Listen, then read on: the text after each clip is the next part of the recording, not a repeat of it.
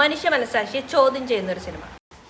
2025 ഓസ്കാറിലെ best international feature ഫിലിമിൽ short list ചെയ്യപ്പെട്ട ഒരു അടിപൊളി സിനിമ.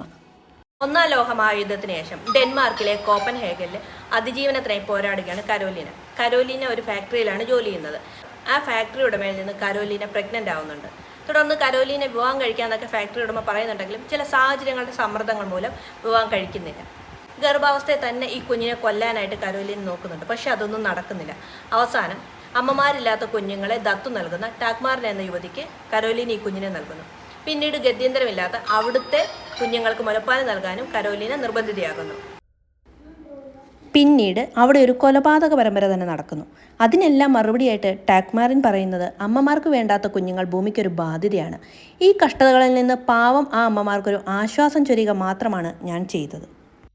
ഈ സിനിമ ഏറ്റവും ഡിസ്റ്റർബിംഗ് ആകുന്നത് ഇത് കണ്ടിരിക്കുമ്പോഴല്ല, സിനിമ തീർന്ന് അതിലെ ഓരോ സീനും ഓർത്തെടുക്കുമ്പോഴാണ്.